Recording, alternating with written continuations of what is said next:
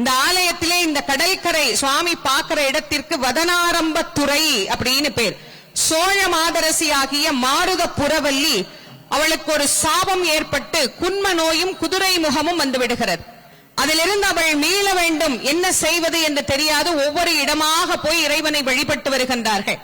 அப்போது இந்த திருச்செந்தூருக்கு வந்து கடலிலே நீராடி முருகப்பெருமானை வழிபாடு செய்யுங்கள் என்று சொன்ன போது அவள் இங்கிருந்து இந்த வதனாரம்பத்துறையிலே நீராடிய போது அவளுக்கு அசரீரியாக ஒழித்தது. பக்கத்திலே இருக்கக்கூடிய கீரிமலை என்கின்ற இடத்திலே நகுல முனிவர் என்கின்ற முனிவர் வாழ்கின்றார்.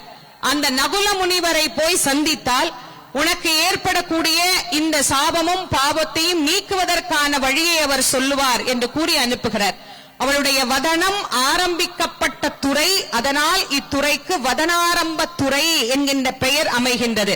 அவர் இலங்கையிலே இருக்கக்கூடிய அந்த நகுல முனிவர் கீரிமலையிலே போய் சந்திக்கின்றார். இன்றைக்கு மாவிட்டபுரம் கந்தசுவாமி ஆலயம் அமைந்திருக்கிறது. அங்கே ஈஸ்வரங்களில் ஒரு திருத்தலமாகிய நகுலேஸ்வரம் என்கின்ற திருத்தலத்திலேதான் அந்த நகுல முனிவர் தவம் செய்து நலன் பெற்றார். அவர் இந்த மாருத புரவல்லிக்கு அங்கு இருக்கக்கூடிய கந்தசுவாமியை வழிபடும்படி செய்து அந்த கந்தசுவாமியை வழிபட்ட பலனினால் அவளுடைய குதிரை முகமும் குன்ம நோயும் நீங்கியது.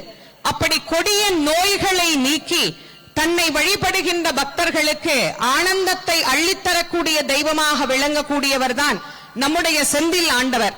இந்த செந்தில் ஆண்டவர் ஞானத்தினுடைய ஸ்வரூபம், ஞான மூர்த்தியாக நமக்கு காட்சி தந்து கொண்டிருக்கின்றார். ஞானத்தின் வடிவமாக இறைவன் சுவாமிநாத சுவாமியாக சுவாமி மலை என்கின்ற திருத்தலத்திலே 4ஆம் படை வீட்டிலே எழுந்தருளி அருள் புரிகின்றார்.